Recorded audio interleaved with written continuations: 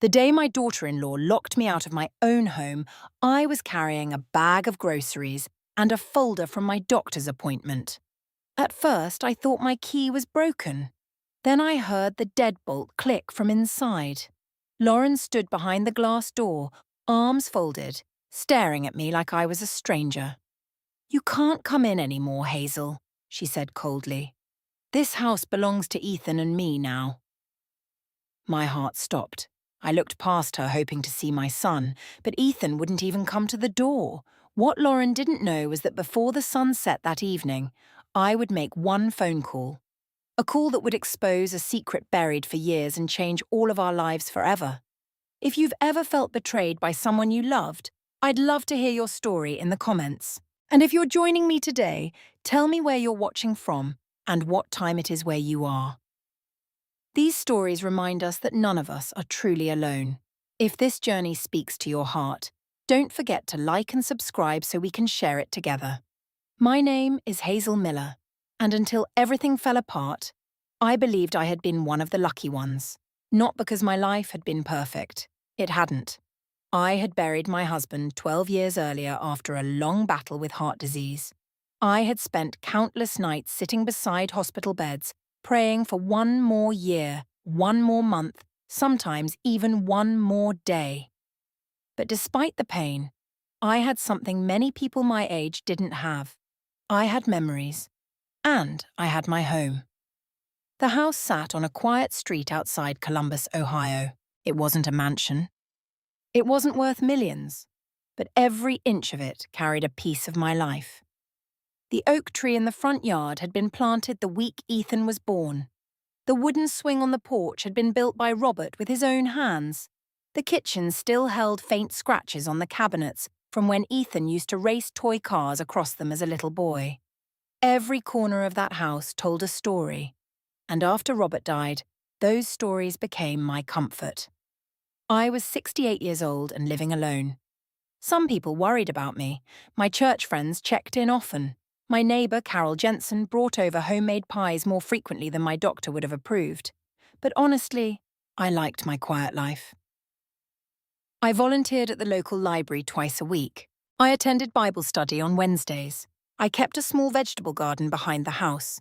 My days weren't exciting, but they were peaceful. Then everything changed when Ethan called one rainy Tuesday afternoon. I remember the exact moment. I was folding laundry when my phone rang. "Honey?" I answered. His voice sounded tired, more tired than usual.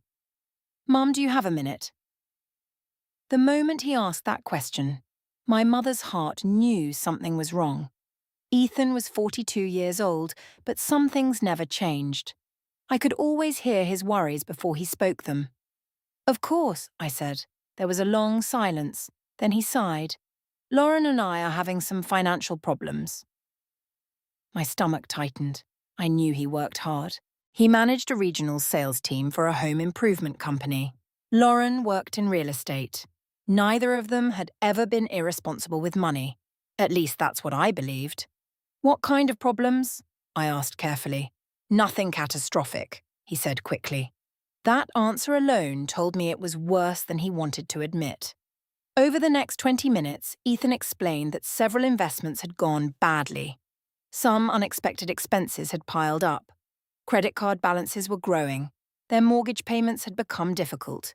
They were trying to stay afloat. But they needed help. When he finally asked if they could move into my house temporarily, I didn't hesitate. Not for a second. "Ethan, you're my son," I said. "This is your home too." He sounded relieved immediately. "Thank you, Mom." A few days later, Ethan and Lauren arrived with a moving truck. At first, everything felt wonderful. The house was alive again. I heard footsteps in the hallway, laughter during dinner, the sound of coffee brewing before sunrise. For the first time in years, I wasn't eating meals alone. I truly believed God had given me a second chance at family. Lauren was especially sweet during those first weeks. She hugged me often, helped with groceries, offered to cook dinner. She even insisted on cleaning the house so I could relax. Looking back now, I wonder if that was when she was studying everything. Learning every room, every cabinet, every drawer, every weakness, but at the time I saw only kindness. One evening, about a month after they moved in, the three of us sat on the back porch watching the sunset. The air smelled like freshly cut grass. Birds chirped in the distance. For a moment, it felt like one of those rare memories you want to freeze forever. Lauren turned toward me. "This property is beautiful, Hazel," I smiled. "Robert loved this place." She nodded. "How long have you owned it?" "Almost 40 years. "Wow." She looked around carefully. "A property like this must be worth quite a bit now." The question surprised me. Not because it was inappropriate, just because it seemed oddly specific. I shrugged. "I've never really thought about it." Lauren laughed softly. "I guess that's because you're not in real estate." I laughed with her. At the time it felt harmless, a simple conversation. But that wasn't the last question. Over the next few weeks she kept bringing up the house. Sometimes casually, sometimes indirectly. She asked when we purchased it. She asked whether the mortgage had been paid off. She asked if there were any liens. She asked whether Robert had left a will. The questions came so gradually that I barely noticed them, until Carol noticed first. One afternoon, Carol stopped by with a peach cobbler. Lauren had just left for work. As we sat in the kitchen drinking coffee, Carol leaned forward. "Can I ask you something?" "Of course." She hesitated. "Does Lauren always ask about the house?" I frowned. "What do you mean?" Carol stirred her coffee. "I've heard her asking questions." I laughed. "She's a realtor." "Maybe." Carol didn't sound convinced. Then she lowered her voice. "Just be careful, Hazel." I immediately felt defensive. Lauren was family. She was my son's wife. I didn't want anyone criticizing her. "I'm sure it's nothing." Carol nodded politely, but she didn't look reassured. A few weeks later, another strange thing happened. I walked into the living room unexpectedly one afternoon. Lauren was sitting at my desk. She quickly closed a folder. The movement was subtle, but I saw it. "Oh," she said with a smile. "I was just looking for a pen." Something about her explanation felt off.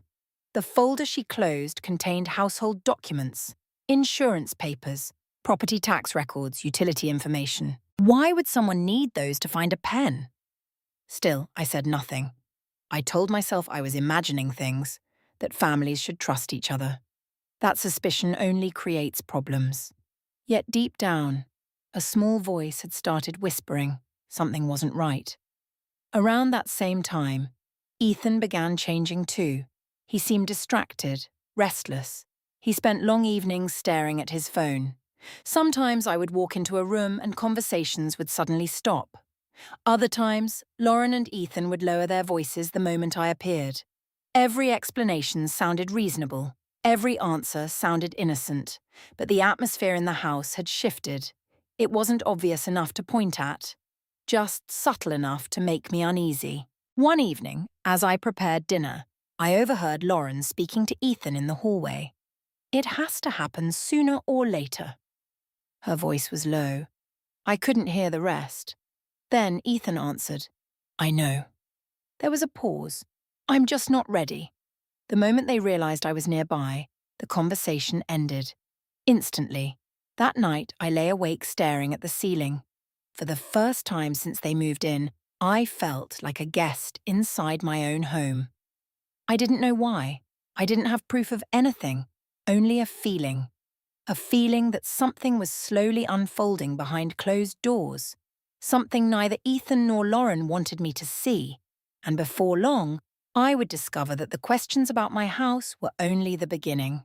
The older I get, the more I trust my instincts. Not because I'm wiser than everyone else, not because I think I know everything, but because I've lived long enough to recognize when something feels wrong.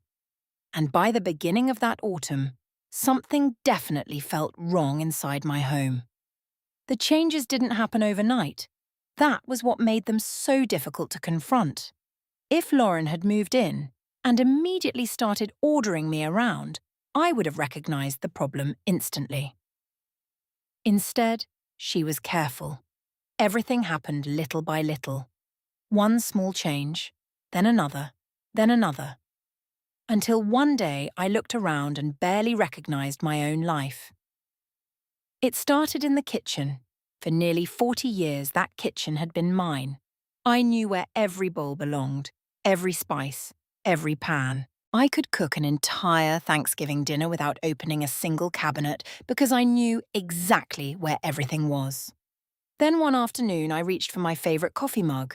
It wasn't there. I checked another cabinet, then another. Nothing. Confused, I searched the kitchen until Lauren walked in. "Oh," she said casually. "I reorganized everything." I stared at her. "You reorganized my kitchen?" She smiled. "I thought it would be more efficient." More efficient. The words irritated me more than they should have, but I forced a smile. "I wish you had asked first." Lauren's expression changed for only a second, a tiny flicker. Then it disappeared. "I was only trying to help." Immediately I felt guilty. That was another thing she did very well. She always managed to make me feel unreasonable whenever I expressed discomfort, so I apologized, in my own kitchen, for being upset that someone had rearranged 40 years of my life. Looking back now, that should have been my first warning, but it wasn't.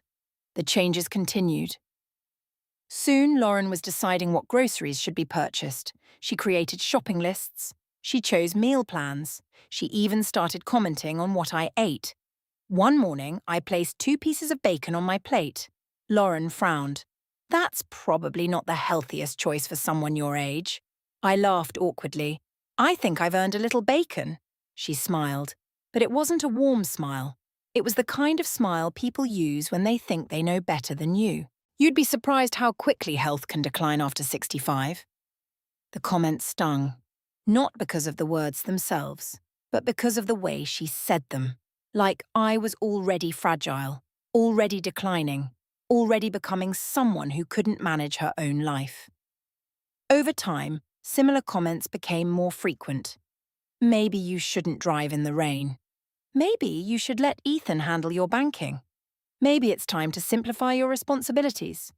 Always wrapped in concern, always disguised as kindness, but each suggestion seemed to point toward the same conclusion: that I was becoming incapable, that I needed supervision, that I couldn't be trusted to make decisions for myself. I tried to ignore it. I truly did. But then Lauren started involving herself in things that weren't hers to manage. One afternoon, I came home from the library and found her sorting through a stack of mail. My mail. Bills, bank statements, insurance notices, personal correspondence. She looked up casually. "Oh, good. I was organizing these circuits." I froze. "Why?" She shrugged. "You sometimes forget things." The words hit me like a slap. "I do not forget things." Lauren laughed softly. "Of course." But there was something patronizing in her tone, something that made me feel small. That evening, I mentioned it to Ethan. We were sitting alone on the back porch. For a moment, it felt like old times, just me and my son. "Your wife has been opening my mail." Ethan sighed immediately, not surprised, not confused, just tired. "I'm sure she means well." I stared at him. "Means well?" "Mom, she's trying to help." "Help with what?" He didn't answer right away. Instead, he looked out toward the yard. "The older you get, the more support you need." The words hurt far more coming from him. Because this was my son. The little boy I had raised. The little boy whose nightmares I had comforted. The little boy whose scraped knees I had kissed. And suddenly, he was talking about me as though I were already losing control of my life. "I'm not helpless, Ethan." "I know." But his voice lacked conviction. That scared me, more than Lauren ever could, because for the first time I realized Lauren wasn't acting alone.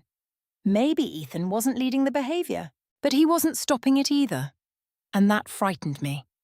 As October arrived, another troubling pattern emerged. Conversations would stop whenever I entered a room. I would hear voices from the kitchen, then silence. I would walk into the living room. Phones disappeared. Screens locked. Subjects changed. At first, I convinced myself I was imagining it.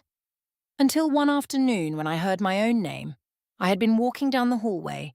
Lauren and Ethan were speaking in the dining room. The moment I heard Hazel, I slowed. Not intentionally, just instinctively.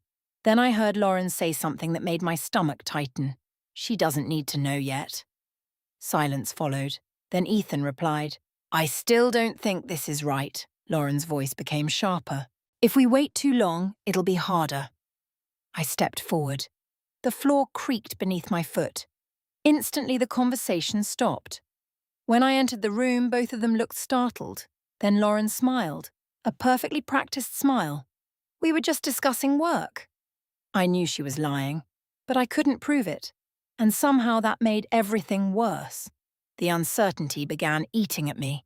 For weeks, I questioned myself. Was I overreacting? Was I becoming paranoid? Was age affecting my judgment? That possibility terrified me most. Because if Lauren was right, if I was becoming forgetful, then maybe none of my concerns mattered. Maybe I really was imagining things. Then one afternoon, something happened that erased all doubt. I returned home early from the library. The house was unusually quiet. Lauren's car sat in the driveway. I assumed she was upstairs. As I entered my study, I stopped cold.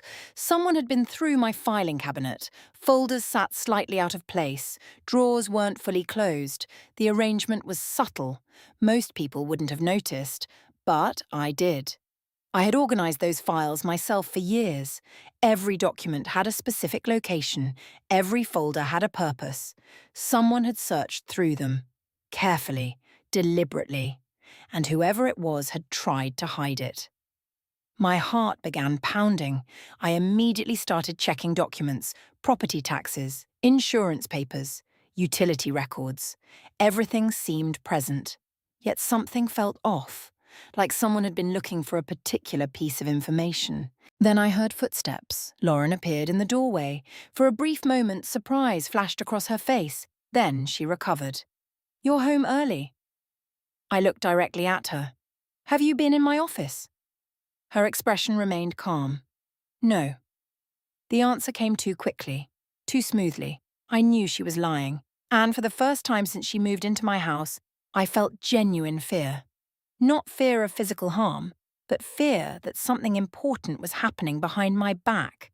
Something connected to my home, something connected to my future, something connected to all those questions she kept asking. That night, I sat alone in my bedroom holding an old photograph of Robert. He was smiling beside the front porch swing he had built decades earlier. For the first time in years, I wished he were there, because I didn't know who I could trust anymore. Not Lauren, maybe not even Ethan. And deep inside, a terrible realization was beginning to form. They weren't simply making decisions without me. They were planning something. Something that involved my house. And whatever it was, they clearly didn't want me to stop it. By the time November arrived, I had stopped dismissing my concerns as imagination. Something was happening. I still didn't know exactly what it was, but I could feel it growing, like a storm gathering beyond the horizon, and every day the clouds seemed a little darker. The first undeniable sign came on a Thursday morning. I had just returned from watering the last of my garden plants before winter set in. As I walked through the front door, I noticed a white envelope sitting on the kitchen counter. The logo immediately caught my attention. It was from my bank. Normally, I opened all financial correspondence the moment it arrived. Robert and I had always been careful about money. Old habits stay with you. I picked up the envelope and froze. It had already been opened. Not accidentally. Not torn during delivery. Someone had carefully sliced the top open. My chest tightened. For a moment, I simply stared at it. Then I pulled out the contents. The letter contained information about one of my savings accounts. Nothing alarming, nothing urgent. But that wasn't the point. Someone had read it before I did. I stood in the kitchen holding the papers when Lauren walked in. She immediately noticed the envelope in my hand. "Oh," she said casually. For a split second, something flashed across her face. Recognition. Then it disappeared. "What's wrong?" I looked directly at her. "This was opened," she shrugged. "Maybe the post office damaged it." "No." I held up the envelope. It was opened with a letter opener. Lauren laughed softly. You're probably overthinking it. There it was again, that familiar phrase, the subtle suggestion that my concerns weren't valid, that my judgment couldn't be trusted. I felt irritation rising. Did you open my mail? Her smile faded slightly. Of course not. The answer sounded rehearsed, too quick, too smooth. For several seconds, neither of us spoke. Then she walked away as though the conversation were over. But it wasn't over for me. Not even close. That afternoon, I carefully reviewed my recent financial records. Everything appeared normal. No missing funds, no suspicious withdrawals, no strange activity. Yet I couldn't shake the feeling that someone was gathering information, watching, preparing. I just didn't know for what. A week later, Lauren brought up the subject that would haunt me for months. We were having lunch together in the kitchen. At least we were physically together. Emotionally, we had become strangers. She stirred her soup for several moments before speaking. Have you ever considered moving into a senior community? The spoon nearly slipped from my hand. I looked up slowly. What? Lauren smiled, not warmly, strategically. You know, one of those beautiful retirement communities? I stared at her. I live here. I know. She nodded sympathetically, but eventually everyone needs more support. Eventually. The word echoed in my mind. Eventually. As though my future had already been decided. As though the timeline was simply a matter of logistics. I don't need support. Not now. Her smile remained. But later. I set my spoon down. Lauren, why are we having this conversation? For the first time, she hesitated. Then she leaned forward. Because Ethan and I worry about you. The statement sounded caring, but something about it felt wrong, manufactured, like she had practiced it beforehand. I folded my hands. And Ethan feels this way too? Her eyes shifted briefly. Only for a moment, but I noticed. Of course. That evening I asked Ethan directly. He had just come home from work. His tie hung loosely around his neck. He looked exhausted. Ethan, can we talk? Immediately he seemed nervous. Sure.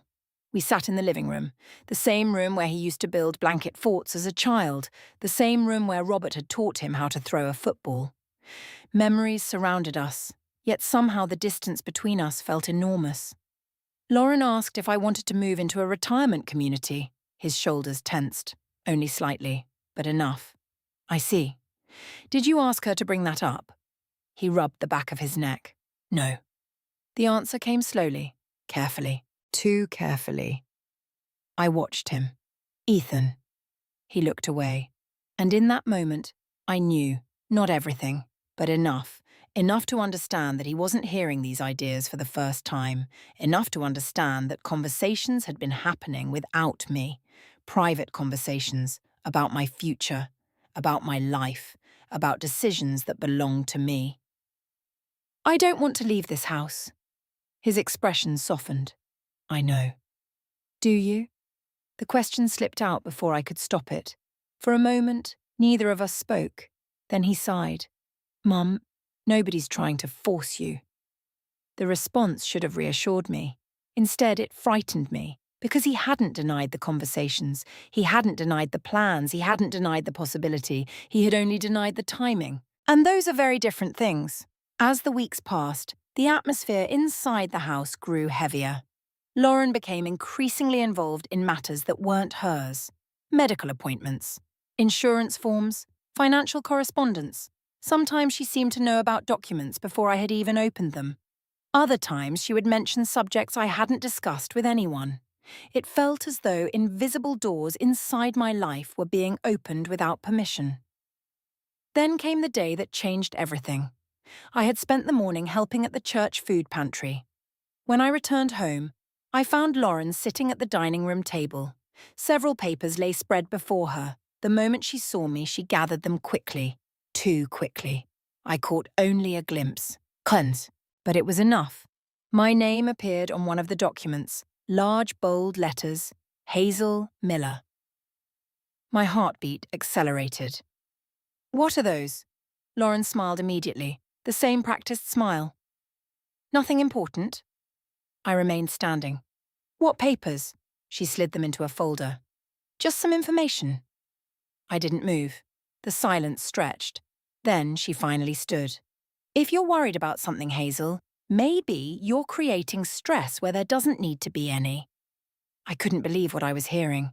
My own name on documents, secretive behaviour, months of strange questions, and somehow I was the problem. That night I barely slept. The house felt different, foreign. Every creak in the hallway kept me awake. Every whispered conversation seemed suspicious. For the first time since Ethan and Lauren moved in, I locked my bedroom door. Not because I feared violence, because I feared secrecy. And secrets can be just as dangerous. The next morning, another piece of the puzzle appeared. I was searching for an old insurance file when I noticed something unusual. A folder was missing. At first, I thought I had misplaced it. But after checking every drawer, every shelf, every cabinet, I realized the truth. The folder hadn't been moved. It had disappeared. Inside were copies of property documents related to the house. Nothing irreplaceable, but important enough to matter.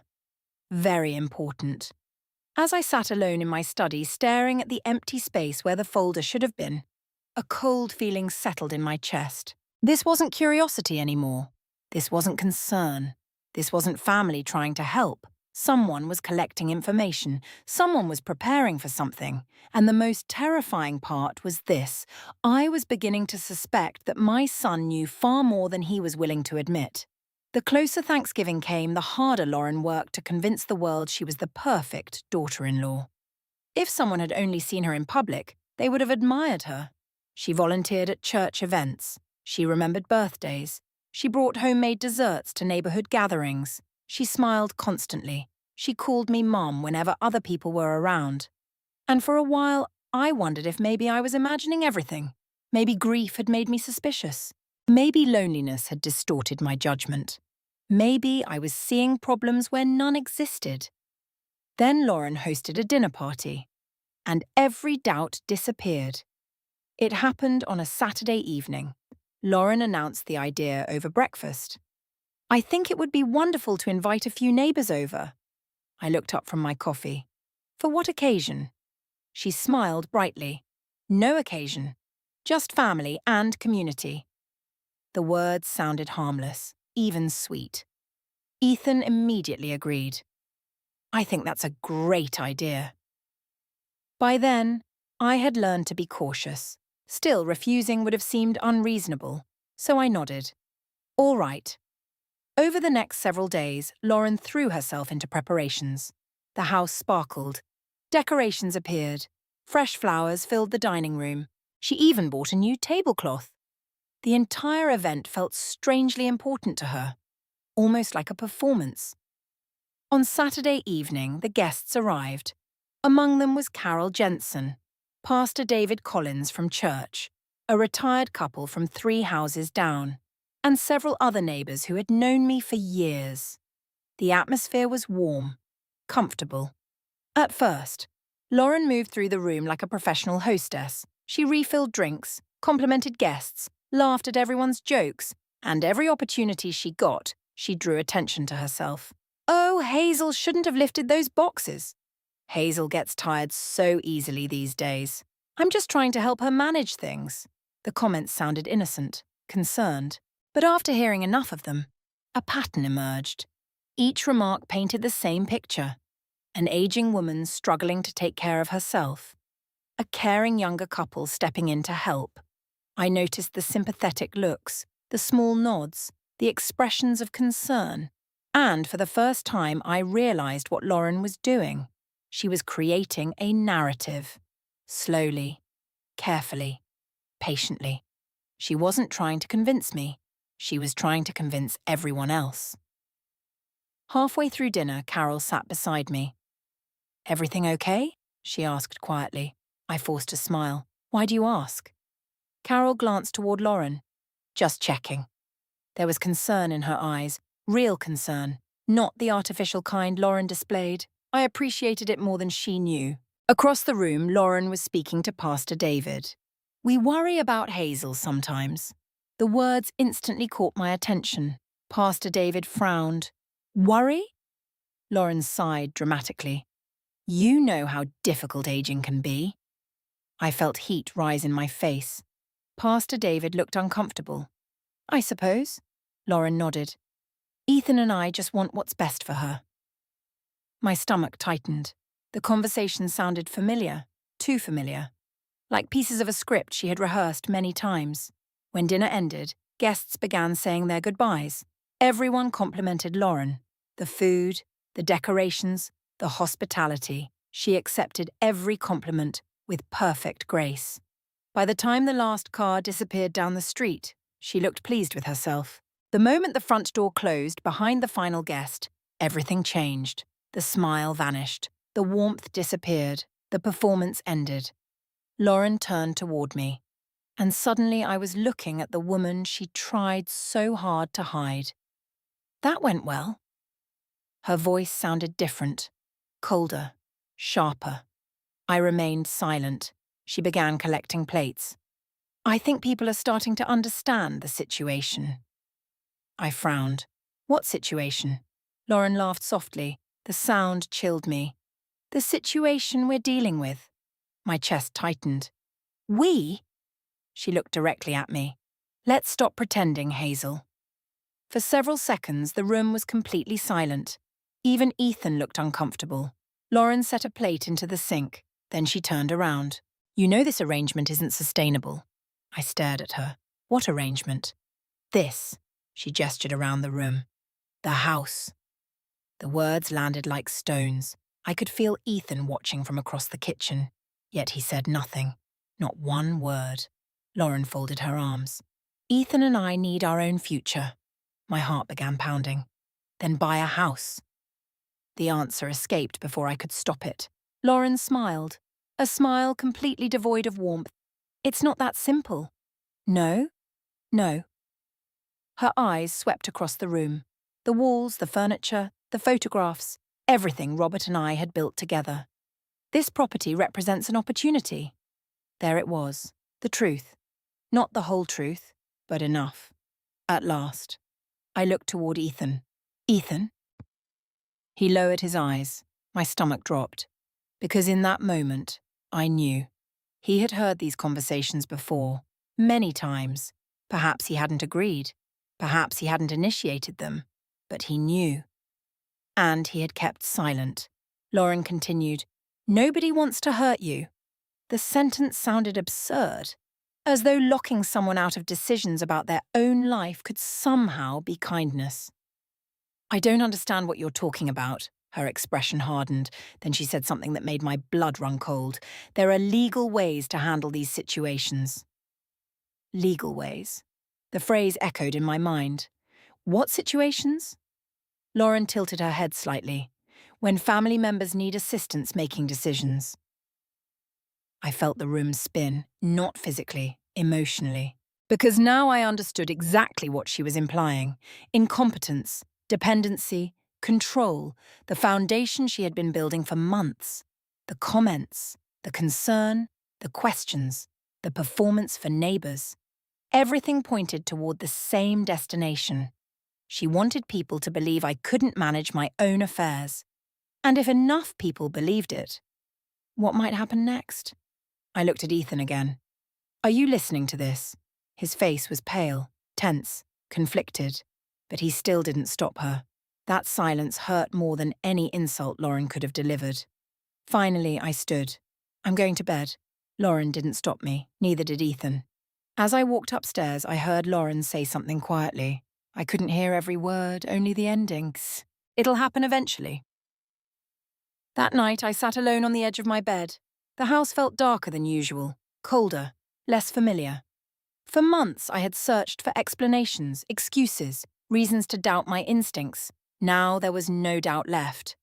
Lauren wanted something. Something connected to my house. Something connected to my future. And whatever plan she was building, it had already progressed further than I realized. Then another thought struck me. A terrible thought. What if she wasn't just talking? What if paperwork already existed? What if documents had already been prepared? What if the missing files weren't random? For the first time, I began to wonder whether important decisions were being made without my knowledge.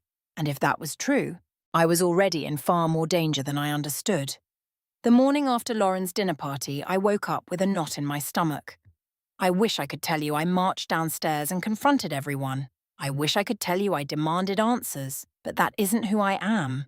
I had spent my entire life avoiding conflict whenever possible. Robert used to joke that I could find common ground with almost anyone. For 40 years, that trait had served me well. Now it was becoming a weakness. Because every day I delayed, Lauren seemed to gain more confidence. And every day, I felt more like a stranger in my own home. That Monday, after Ethan and Lauren left for work, I sat alone at the kitchen table with a cup of coffee that had long gone cold. I kept replaying the conversation from Saturday night. The house represents an opportunity. There are legal ways to handle these situations. It'll happen eventually. The words circled endlessly in my mind. Finally, I made a decision. I needed professional advice. Not because I intended to start a legal battle, not yet, but because I needed to know whether my fears were justified. The first person who came to mind was Michael Grant. Michael had been Robert's attorney for more than 20 years. He wasn't just a lawyer. He was a family friend. He had handled our wills, property matters, and countless documents over the years. If anyone could tell me whether something suspicious was happening, it was Michael. I found his business card in my address book and called immediately. The phone rang and rang and rang. No answer. I left a message. "Michael, this is Hazel Miller. Please call me when you get a chance. I need some advice." The rest of the day passed slowly. I checked my phone every hour. Nothing. The next morning I called again. No answer. I left another message. Still nothing. By Wednesday I began to worry. Michael had always been reliable. Painfully reliable. The type of man who returned calls even while on vacation. His silence felt unusual. Very unusual. That afternoon I decided to visit his office. The drive took about 20 minutes. As I pulled into the parking lot, my heart sank. The windows were dark. A sign hung on the door. Closed until further notice. I stared at it for several moments. Then I walked closer. A smaller notice explained that Michael had experienced a medical emergency several weeks earlier and was temporarily unavailable. My shoulders slumped. Of course. Life had impeccable timing.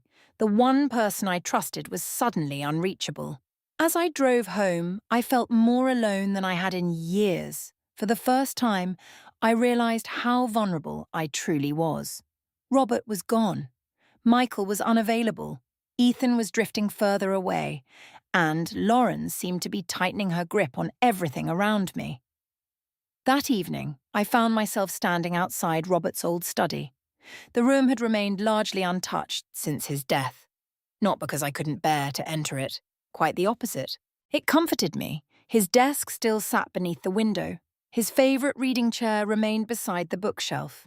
Even now, 12 years later, I could almost imagine him sitting there, reading the newspaper, drinking coffee, offering advice. I stepped inside and slowly closed the door.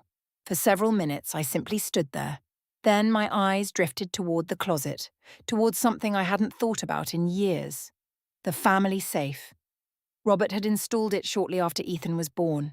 Most people assumed it held valuables, jewelry, cash, but that wasn't Robert. The safe mainly contained documents, property records, insurance policies, wills, trust paperwork, birth certificates, the important pieces of a family's history. For reasons I couldn't fully explain, I suddenly felt compelled to check it. Maybe it was instinct. Maybe fear. Maybe Robert somehow whispering from the past. I don't know, but I knew I needed to look. I entered the combination. The familiar click echoed through the room. Then I pulled the heavy door open. At first glance, everything seemed normal. Folders lined the shelves, documents sat neatly stacked. Yet almost immediately, something felt wrong. I couldn't explain it. Not at first. Then I saw it. A gap. A small but unmistakable gap between two folders. My pulse quickened. I crouched lower. carefully examining the contents. The more I looked, the worse it became. Several files were missing, not all of them, only specific ones. Property-related documents, ownership records, historical paperwork concerning the house. I felt a wave of panic. I removed every folder, every envelope, every document. Within minutes, papers covered Robert's desk. The evidence became impossible to ignore. Someone had accessed the safe, and someone had taken documents. I sat heavily in Robert's chair. My hands were trembling. There were only a handful of people who knew the combination. Robert had known it. I knew it. And years ago, during an emergency, Ethan had been given access. A cold feeling spread through my chest. I didn't want to think it. I didn't want to believe it. But the possibilities were shrinking. Either Ethan had entered the safe, or someone had learned the combination from him. Neither explanation made me feel better. For nearly an hour, I searched through every remaining document. Most appeared untouched. Until I reached the bottom shelf. There, tucked into the far back corner, I found something unexpected. A single envelope.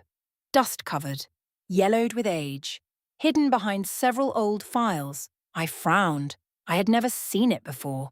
The envelope had no stamp, no mailing address, only a name written across the front in Robert's unmistakable handwriting. Hazel. My breath caught. Slowly I picked it up. The paper felt fragile, old, important, almost sacred. For several seconds I simply stared at it. My heart was pounding so loudly I could hear it. Why had Robert hidden this? Why had I never seen it before? And why was it the only thing left untouched? 100 possibilities raced through my mind. Maybe it was a personal letter. Maybe it was part of his will. Maybe it was nothing important at all. Yet deep inside, I knew better. Robert had never done anything without a reason, especially when it came to protecting the people he loved. I carefully opened the envelope.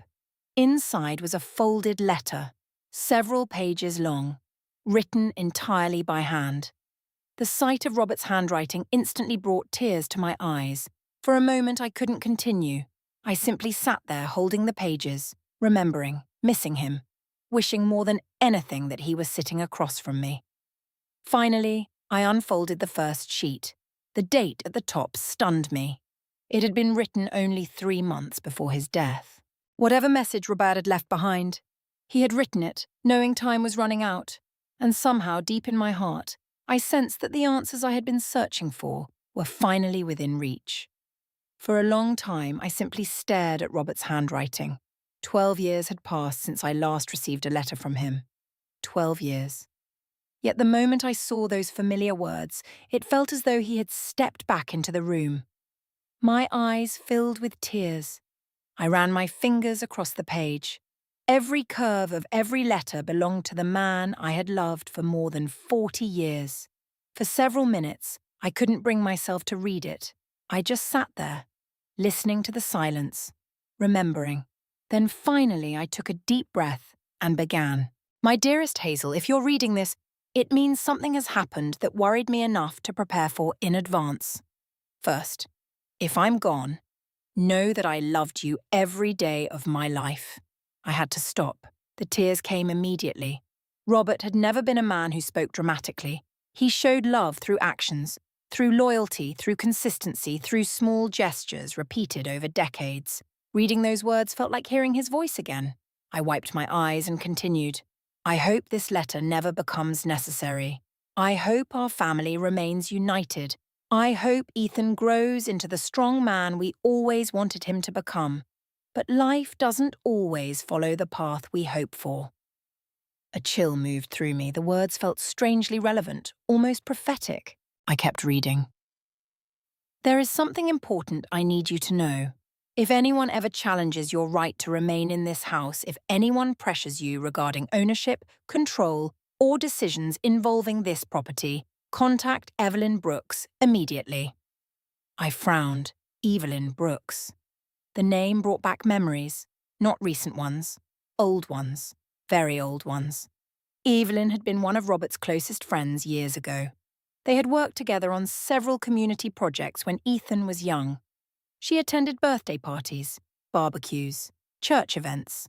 Then gradually, life carried everyone in different directions. I hadn't spoken to Evelyn in nearly 15 years. Yet here she was, mentioned specifically in a secret letter. I continued reading. Do not ignore this advice. Do not assume everything will resolve itself. And do not allow guilt, family pressure, or fear to influence your judgment. My heart began beating faster. The words seemed written directly for my current situation, almost as if Robert had somehow anticipated everything. Then I reached a paragraph that left me speechless. There are certain legal protections in place that only Evelyn fully understands. She knows what to do. She knows where everything is. Trust her. I lowered the pages. The room suddenly felt smaller, the silence heavier. Legal protections? What protections? Why hadn't Robert ever told me? Why would Evelyn know more about them than I did? A dozen questions flooded my mind, yet none of them had immediate answers. I continued reading. The remainder of the letter was deeply personal. Robert spoke about our marriage, our son, his hopes for my future, his regrets, his gratitude. By the time I reached the final page, tears were streaming down my face. Then I read the last paragraph, and everything changed. Hazel, there is one final thing I must say. I love Ethan. He is our son, but he has always struggled with one weakness. He wants people to be happy, sometimes so badly that he ignores what is right. That weakness may never cause problems. Or it may someday place him under the influence of someone stronger than himself. If that day ever comes, remember this. Loving someone does not mean surrendering your protection. Please call Evelyn, no matter how difficult it feels. I stared at those words for what felt like hours. Robert had known. Not specifically, not exactly, but he had known something. He had recognized a flaw in Ethan's personality long before anyone else.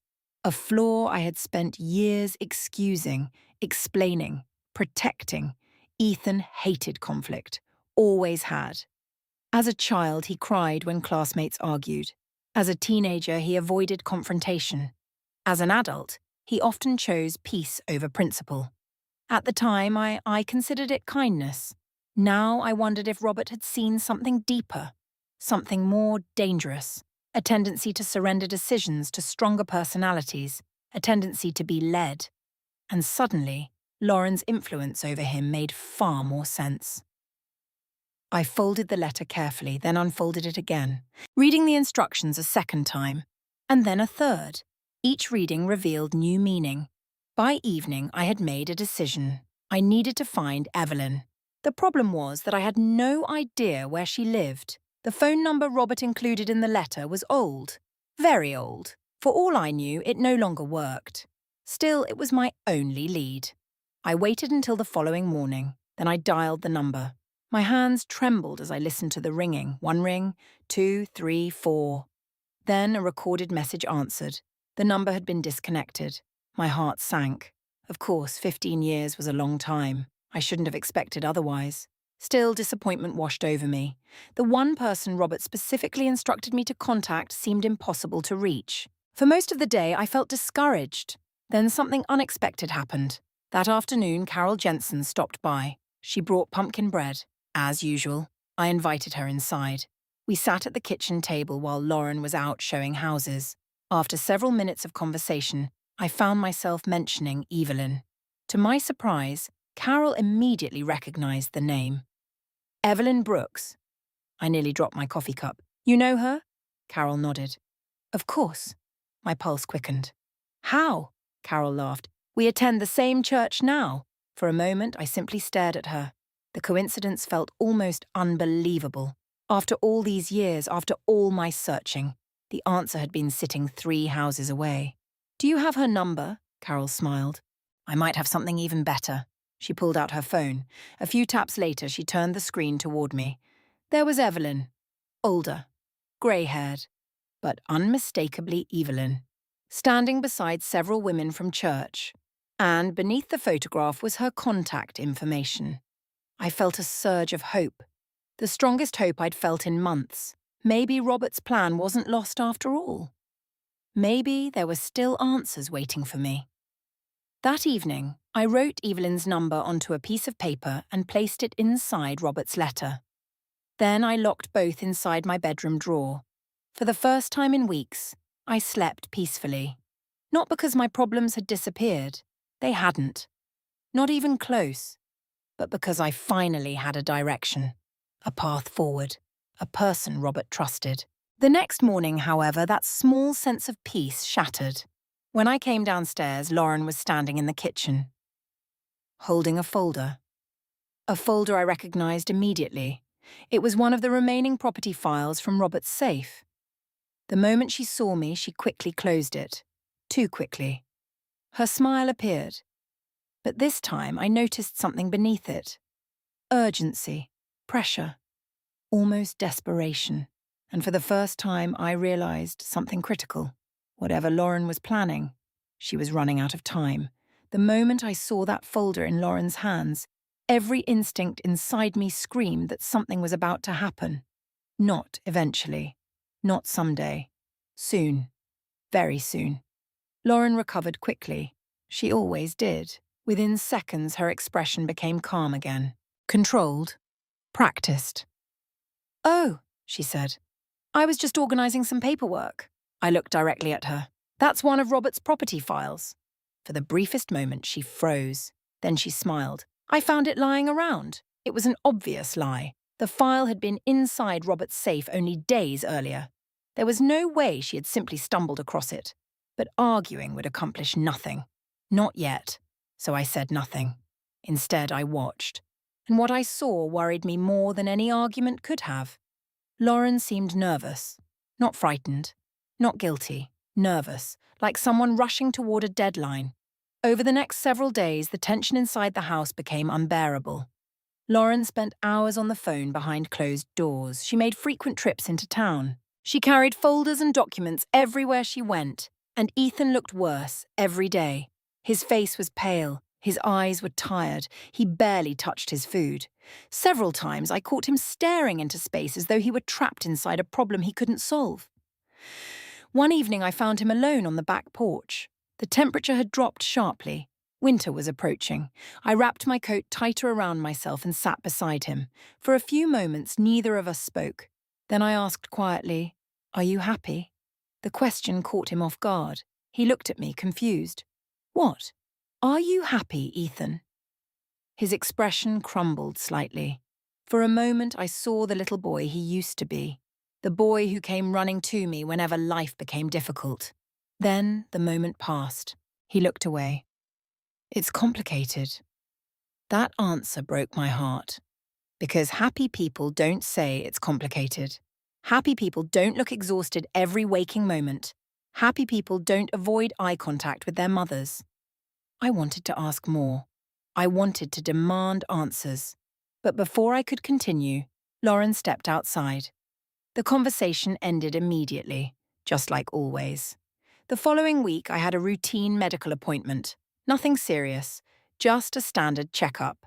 The appointment had been scheduled months earlier. The morning arrived cold and grey. Lauren seemed unusually interested in my plans. "What time will you be back?" she asked.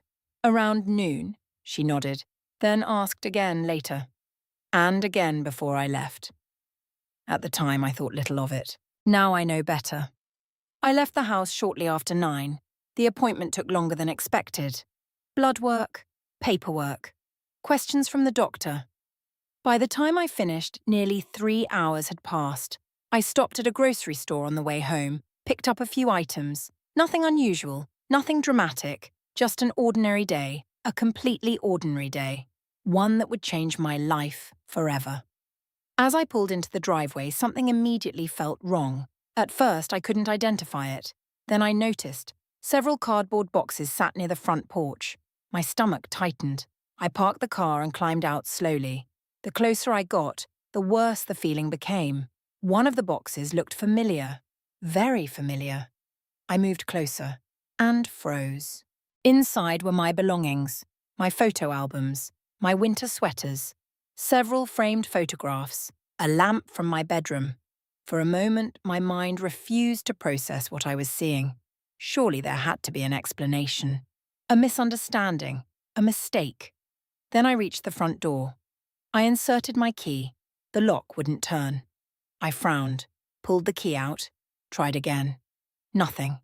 My pulse accelerated. I examined the lock closely and suddenly realized the truth. It wasn't my lock anymore. Someone had replaced it. The entire deadbolt had been changed. I stood there staring at it, unable to breathe, unable to think, unable to understand. Then I heard movement inside, the sound of footsteps. The deadbolt clicked, not opening, just unlocking. And through the glass panel beside the door, I saw Lauren. She stood there calmly, arms folded, expression cold, almost emotionless. I felt my voice shaking. Lauren. She didn't answer immediately. I held up my key. What happened to the lock? For several seconds, she simply stared at me. Then she said the words that would haunt me forever. "You can't come in anymore, Hazel." The world seemed to stop. I blinked, certain I had misheard. What? Her face remained completely still. "You heard me." I looked past her, searching desperately. "Ethan?" No answer. "Ethan!" Finally, I saw movement. My son appeared at the far end of the hallway. And what hurt most wasn't that he stood there. It was that he wouldn't look at me. His eyes stayed fixed on the floor. My chest tightened. "Ethan, what's happening?" Nothing. No response. No explanation. No defense. Nothing. Lauren answered instead. "We've made arrangements." Arrangements? The word felt surreal, as though they were discussing furniture. Not a human life, not a mother, not the woman who owned the house. What arrangements? Lauren took a slow breath. Then she said, "It's time for everyone to move forward." I stared at her, unable to comprehend the cruelty of what I was hearing. "This is my house." The words sounded weak, even to me. Lauren shook her head. "Not anymore." A cold wave of fear crashed through me. "What are you talking about?" "We have documentation." Documentation. The same mysterious paperwork, the same secretive conversations, the same hidden files. Everything suddenly connected. My hands began trembling. "You can't do this." Lauren's expression hardened. "It's already done." I looked at Ethan again, begging silently, "Please, say something, stop this, tell me this isn't real." But he remained motionless, like a man trapped inside his own cowardice, and that hurt more than anything Lauren could have said. The wind picked up around us. The afternoon had grown colder. Dark clouds gathered overhead. I suddenly felt every one of my 68 years. Alone. Exhausted. Humiliated. I sat down on the front steps because my legs no longer felt strong enough to hold me.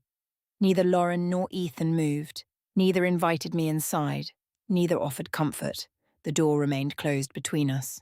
A barrier separating me from the life I had built. Then as I sat there staring at the boxes containing pieces of my life, a memory surfaced. Robert's letter. The final instruction. The one sentence he had repeated more than once. "Call Evelyn, no matter how difficult it feels." My heart began pounding. The folded piece of paper with Evelyn's number was still inside my purse. I reached inside with shaking hands. Lauren noticed immediately. For the first time all day, uncertainty flashed across her face. Just for a second. Then it vanished. But I had seen it. And suddenly I understood something. Lauren believed she had already won. She believed I was defeated. She believed I had nowhere left to turn. What she didn't know was that Robert had prepared for this moment years before either of us saw it coming. I pulled out my phone, looked down at Evelyn's number, and pressed call. My fingers were trembling so badly that I nearly dropped the phone. The cold November wind cut through my coat as I sat on the front steps of my own house. The house Robert and I had spent 40 years building together. The house where Ethan had taken his first steps. The house where we celebrated birthdays, Christmas mornings, graduations, anniversaries, and countless ordinary moments that had become priceless memories. And now I was locked outside of it. Like a stranger. Like an intruder. Like I had never belonged there at all. The phone rang once, twice, 3 times. I held my breath. Then a woman's voice answered. Hello? For a moment I couldn't speak. Emotion clogged my throat. Finally I managed to whisper, Evelyn? There was a pause. Yes. My eyes filled with tears. My name is Hazel Miller. Silence. Then suddenly her voice changed. Hazel? She sounded shocked, almost alarmed. Hazel, are you all right? The concern in her voice nearly broke me. After weeks of feeling isolated, dismissed, and manipulated, hearing genuine concern felt overwhelming. No, I whispered. I'm not. For the next 15 minutes, I told her everything. Everything. Lauren's questions about the house, the missing files, the opened mail, the strange paperwork, the conversations behind closed doors, the changed lock being thrown out, all of it. Evelyn never interrupted. Not once. She simply listened.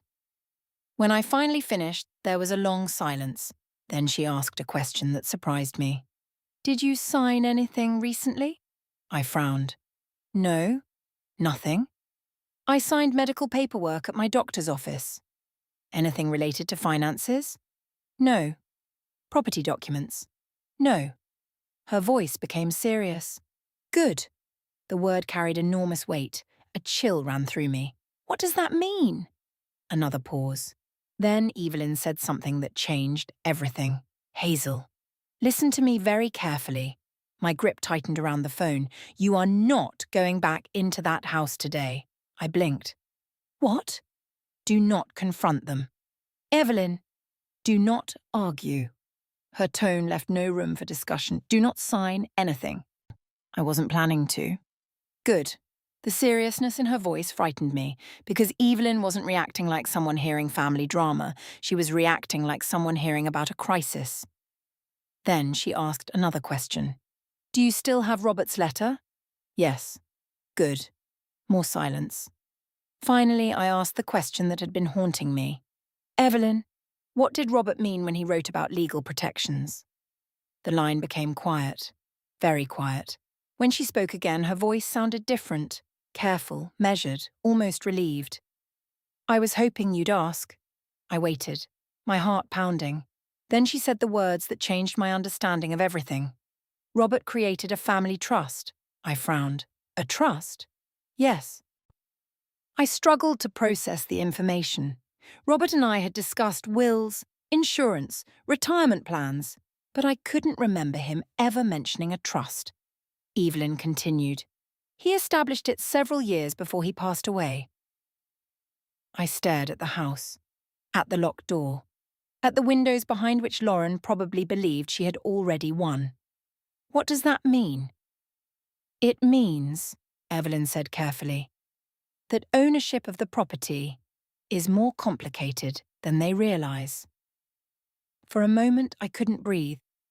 What are you saying? I'm saying Ethan doesn't own your house. My pulse exploded. What? He never did. The world seemed to tilt. Every assumption I had made suddenly shattered. Lauren had spent months acting as though she could control the property, as though she had a claim to it, as though she could eventually take ownership. Yet according to Evelyn, none of that was true. I felt dizzy. Then how could they lock me out? Because they either don't understand the legal situation, she paused, or they do understand it and hoped you didn't. A cold chill moved through my body. Neither possibility was comforting. I looked back at the house. The curtains moved slightly. Someone was watching me. Probably Lauren. Waiting. Confident. Certain. For now. Evelyn, I don't understand any of this. I know. Her voice softened. Robert wanted to protect you. Tears filled my eyes. Even after 12 years, even after death, Robert was still protecting me, somehow. Why didn't he tell me? Evelyn sighed. Because he hoped you'd never need to know.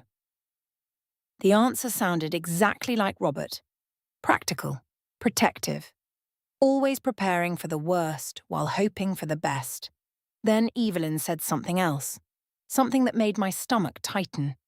Hazel, there's more. Of course there was. There always was. What? The trust contains very specific instructions. I waited. Instructions regarding the property.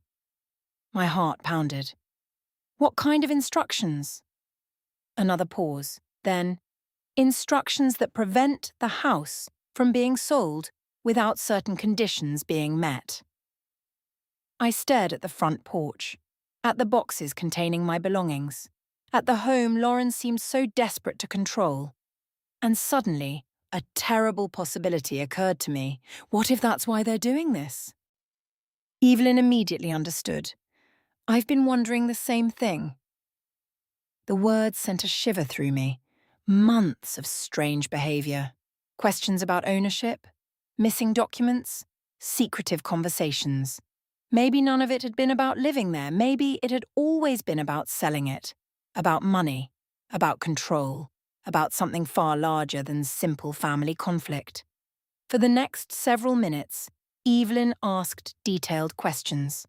Had Lauren ever mentioned refinancing? No. Had Ethan discussed debts? Only vaguely. Had anyone asked me to sign paperwork? Not yet. Every answer seemed to increase her concern. Finally, she made a decision. Hazel, where are you staying tonight? I looked down at the steps. I hadn't even thought that far ahead. My throat tightened. I don't know. The silence on the line lasted only a second. You're staying with me. I blinked. What? You heard me? I couldn't remember the last time someone had spoken to me with such certainty, such kindness, such immediate support. I don't want to impose. Nonsense. Her voice became firm. You are not spending the night in your car. The tears returned instantly, because until that moment, I hadn't realized how scared I truly was. Not of Lauren, not of Ethan. Of being alone, of having nowhere to go. Of losing everything at once. Evelyn gave me her address. Then she added one final instruction. Hazel. Yes? Bring Robert's letter. I will. And gather every document you still have access to. My pulse quickened. Why? Her answer came quietly. Because, Hazel, I think we're about to discover that your daughter-in-law has been hiding much more than you realize. The call ended. I sat motionless for several seconds. The cold no longer mattered. The humiliation no longer mattered. For the first time since being locked out, I felt something new. Hope. Small, fragile, but real. Then I looked toward the house one last time. Lauren was standing behind the window, watching, her expression unreadable. She still believed I was powerless. She still believed I was defeated. She still believed I had nowhere left to turn. What she didn't know was that Robert's plan had already begun unfolding. And if Evelyn was right, Lauren had just made the biggest mistake of her life. That night, I stayed in Evelyn Brooks's guest room. I don't think I slept more than 2 hours.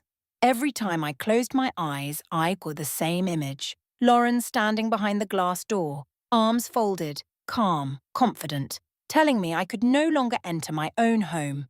Then I would see Ethan, my son, standing in the hallway, silent, looking at the floor while his mother sat outside in the cold. That image hurt even more. By sunrise, I was sitting at Evelyn's kitchen table with a cup of coffee. The house smelled like cinnamon and fresh toast. For the first time in weeks, I felt safe. Not comfortable, not happy, but safe. There is a difference. Evelyn joined me shortly afterward, carrying a large file box. She placed it carefully on the table. I immediately recognized the seriousness in her expression. What's that? Part of Robert's trust records. My heart skipped. She opened the box. Inside were folders, legal documents, property records, correspondence, some dated more than a decade earlier. I stared at them. Robert kept all this? Evelyn smiled sadly. Robert planned for everything. That sounded exactly like my husband. When Ethan was young, Robert carried jumper cables in every vehicle. extra flashlights in every closet, emergency cash hidden throughout the house. He believed preparation wasn't pessimism, it was responsibility. Apparently, that philosophy had extended much further than I realized. A few hours later, we met with an attorney, not Michael Grant. His office remained closed due to his medical condition. Instead, one of Michael's longtime associates agreed to review everything. His name was Andrew Collins, a calm man in his early 60s with silver hair and sharp eyes. The kind of attorney who noticed details other people missed. For nearly 3 hours, we reviewed documents, trust agreements, property records, ownership structures, legal filings. The deeper we dug, the more alarming things became. Then Andrew found something. His expression changed instantly. He removed a document from a folder, read it once, then again. Finally, he looked up. "Mrs. Miller, have you seen this before?" I took the paper. My stomach dropped. It contained my name, my signature, and language discussing authority over financial matters. I stared at it, confused, then horrified. "I never signed this." Andrew nodded slowly. "I suspected that." The room suddenly felt smaller. "What is it?" Evelyn asked. Andrew folded his hands. "It appears to be an attempt to establish financial authority." My pulse raced. "What does that mean?" "It means someone submitted paperwork suggesting they could act on your behalf."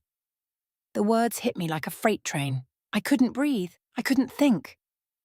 The signature looked similar to mine. At first glance, many people would have accepted it. But it wasn't mine. Not really. The shape was wrong. The spacing was wrong. Tiny differences, yet unmistakable. Someone had copied my signature.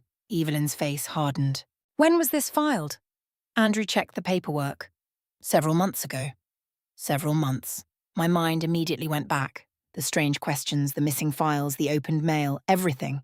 Every warning sign, every uneasy feeling. Suddenly, none of it seemed paranoid anymore. It seemed terrifyingly real. Andrew continued examining the documents. Then he found another issue. And another. And another. By noon, a pattern had emerged.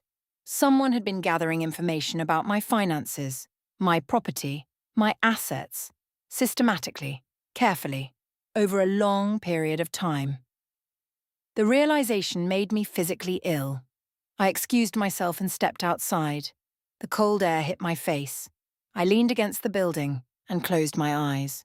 For months I had doubted myself, questioned my instincts, wondered whether age was making me suspicious. Now the evidence sat inside that office, concrete, documented, real. Someone had been working behind my back. Someone had been building a legal strategy, and all signs pointed toward one person. Lauren. A few minutes later, Andrew joined me outside. His expression was serious. "There's something else." My stomach sank.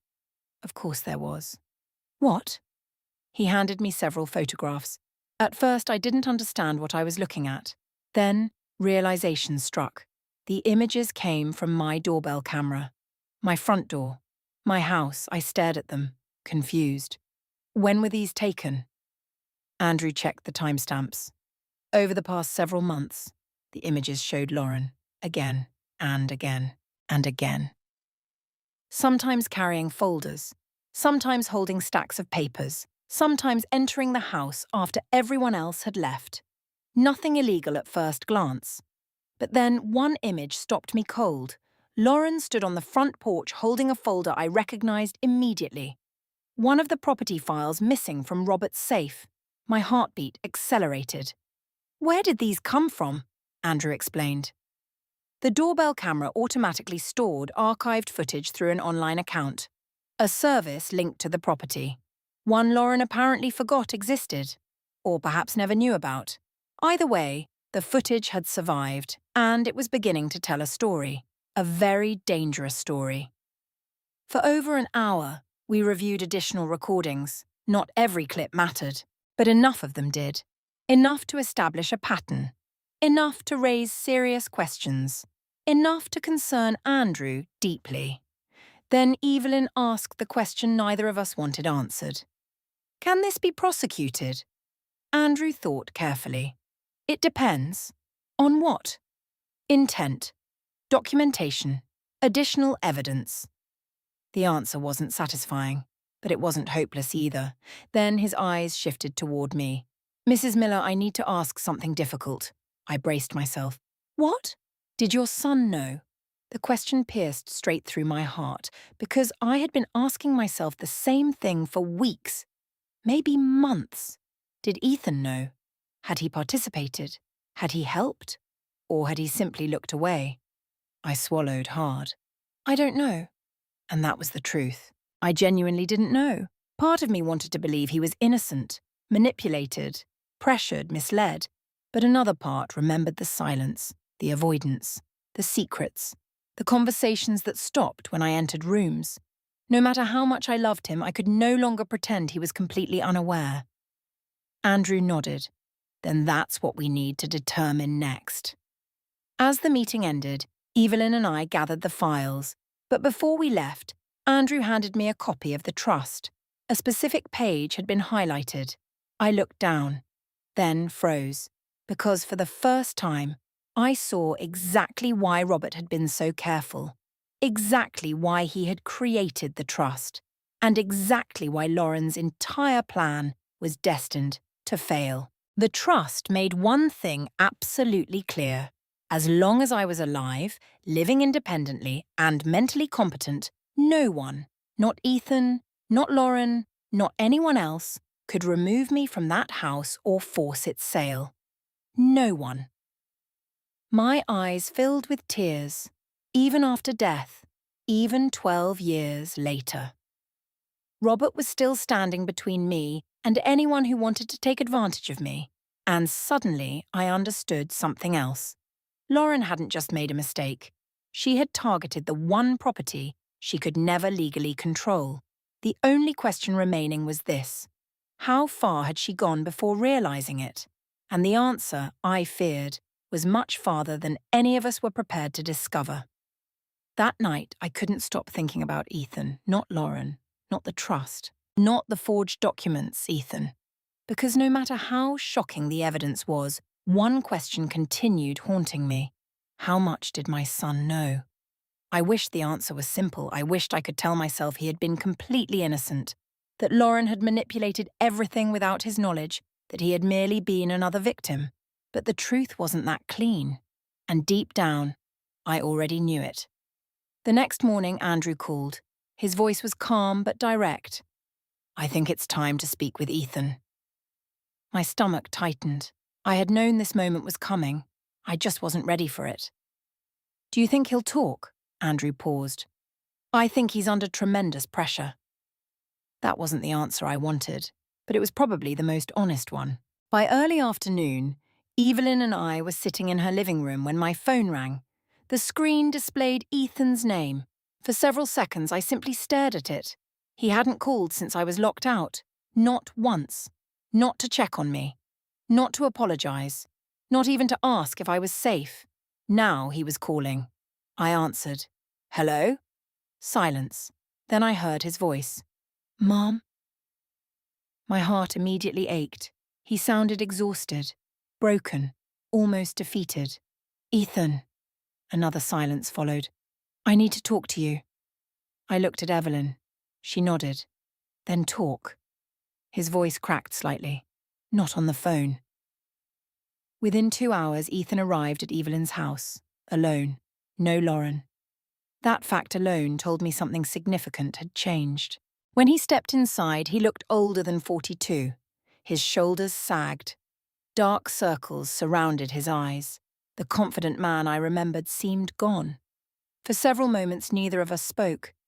Then I saw something I hadn't seen in months. Shame. Pure shame. He couldn't meet my eyes. Finally, I broke the silence. Why? The single word hung between us, heavy, painful. Ethan lowered his head, and to my surprise, tears filled his eyes. I'm sorry. The apology came so quickly that it caught me off guard. I never wanted this. Anger flared inside me. Then why did it happen? He covered his face with his hands, and suddenly he looked less like a grown man and more like a frightened child. Because frightened children avoid responsibility. And that's exactly what Ethan had been doing for months. maybe years. The room remained silent until he finally spoke again. It started with money. Of course it did. It almost always does. I listened carefully. Ethan explained that several years earlier, Lauren had become involved in a series of real estate investments. At first, everything appeared successful. Properties increased in value, profits arrived quickly, their income grew. Life improved. Then the market shifted. Several projects failed. Loans became difficult to manage. Unexpected debts accumulated. Instead of solving the problem, Lauren kept borrowing, refinancing, moving money around, taking bigger risks, trying to recover losses. Each decision created a larger problem, and eventually the entire situation spiraled out of control. "How much debt?" I asked quietly. Ethan closed his eyes. The answer barely escaped his lips. "More than $600,000. I felt the air leave my lungs. 600,000. The number seemed impossible, unreal, yet judging by Ethan's face, it was absolutely real. "Ethan," his voice cracked. "I know." Tears rolled down his cheeks. For the first time in months, I saw genuine emotion, not excuses, not avoidance. Pain. Real pain. Then he told me something even worse. Lauren had convinced him there was only one solution. The house. My house. The property. The land. Everything Robert and I had spent decades building. According to Lauren, selling the house would solve everything. Pay off debts. Provide a fresh start. Save their future. At first, Ethan resisted. At least that's what he claimed. Part of me wanted to believe him. Another part wasn't so sure. Then what happened? He stared at the floor. She kept pushing. I waited. Every day. His voice grew quieter. Every single day. The picture became clearer. Lauren hadn't needed Ethan to become a mastermind. She only needed him to stop resisting, and unfortunately resistance had never been his strength. Then he revealed something that stunned me. "Mum, Lauren lied to me." I frowned. "What do you mean?" His expression hardened. For the first time that afternoon, anger appeared, not toward me, toward her. "She told me the trust was gone." My pulse quickened. "What?" "She said there weren't any restrictions." I looked toward Evelyn. Even she seemed surprised. Ethan continued. "She told me she had verified everything." The realization hit me immediately. Lauren hadn't simply misunderstood the legal situation. She had actively misrepresented it. To Ethan. Possibly to others. Maybe even to herself. But there was more. Much more. Ethan swallowed hard. Then came the confession that finally shattered whatever remained of my trust. I knew she was gathering paperwork. The words landed like a punch to the chest. I closed my eyes. There it was. The truth. The thing I had feared all along. He knew. Maybe not everything. Maybe not the forgery. Maybe not every detail. But he knew. And he stayed silent. Tears filled his eyes again. "I didn't know about the signatures." I said nothing. I swear. Still, I remained silent, because whether he knew about forgery or not wasn't the entire issue. He had watched. He had listened. He had participated through silence, and silence can cause tremendous damage. "Mom." His voice broke completely. I was afraid. I looked at him. Really looked at him. And for the first time, I saw the truth Robert had recognized years earlier. Ethan wasn't evil. He wasn't cruel. He wasn't greedy. He was weak. Painfully weak. He wanted peace so badly that he surrendered his judgment. He wanted approval so badly that he ignored warning signs. And because of that weakness, he had allowed terrible things to happen. Things that hurt the people he loved most. Exactly as Robert predicted. Then Ethan said something unexpected. Something that changed everything. "There's something else." The room grew quiet. My stomach tightened. "What?" He looked directly at me for the first time all afternoon. And the fear in his eyes immediately alarmed me. Lauren wasn't just planning to sell the house. A chill ran through my body. "What do you mean?" His voice dropped to a whisper.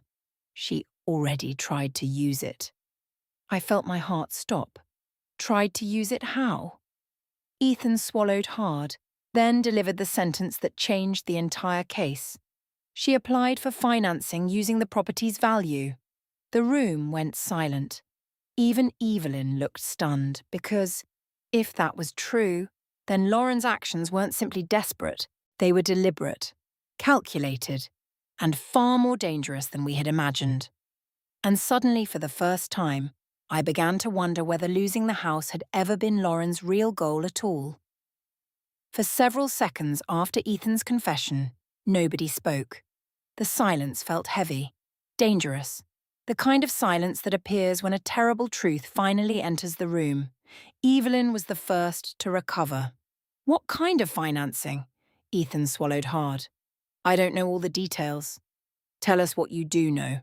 He rubbed his forehead, exhausted, defeated, like a man finally carrying the full weight of his mistakes.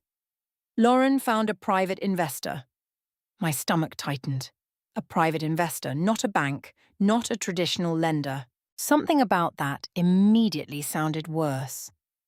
"She said it was temporary." His voice cracked. "She said it would solve everything." Evelyn exchanged a glance with me. Neither of us needed to say what we were both thinking. Desperate people often attract dangerous people.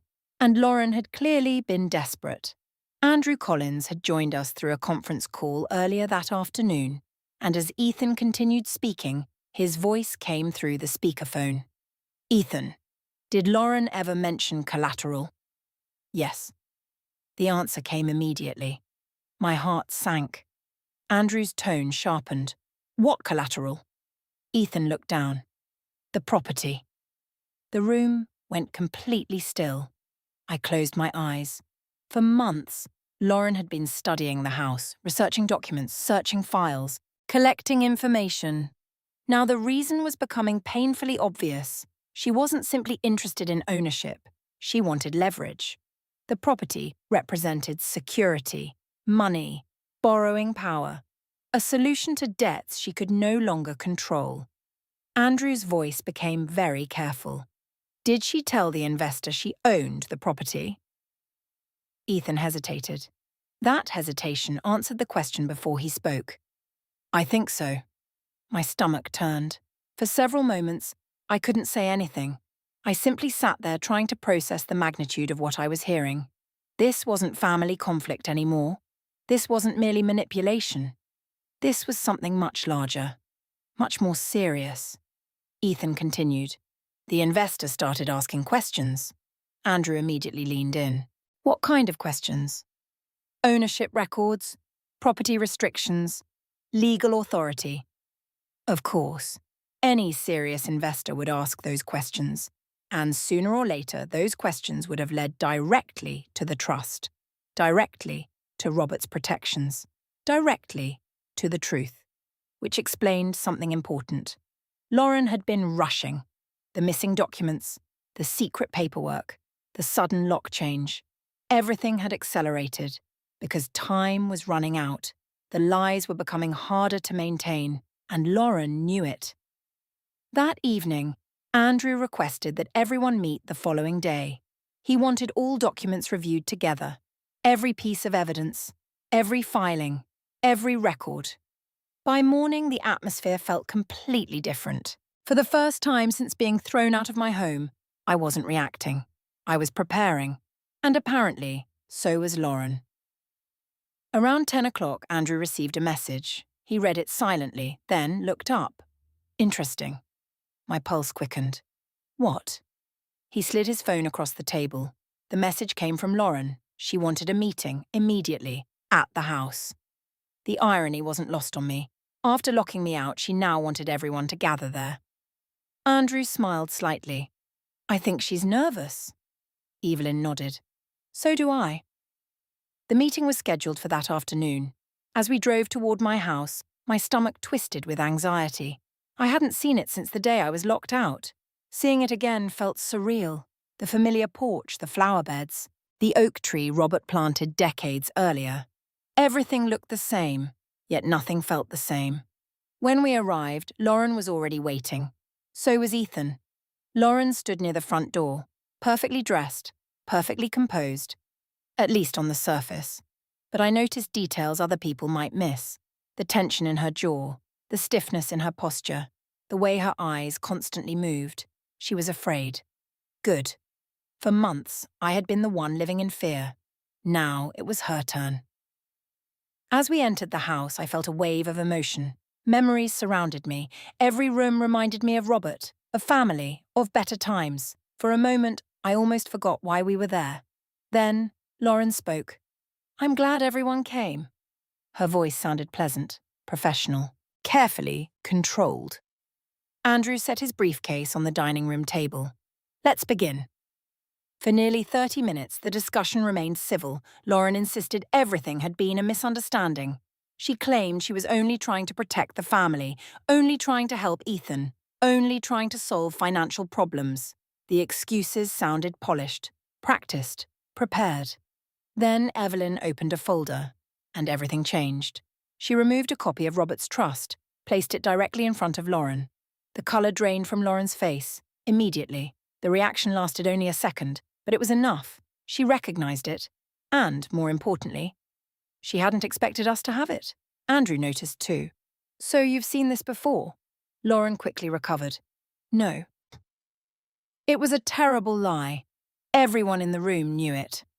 Andrew tapped the document. "Interesting." Lauren remained silent. Then Andrew turned to a specific page. The page that guaranteed my right to remain in the home. The page that prevented unauthorized sales. The page Robert had created specifically to protect me. As Andrew read the language aloud, Lauren's confidence visibly weakened. Her hands tightened. Her breathing changed.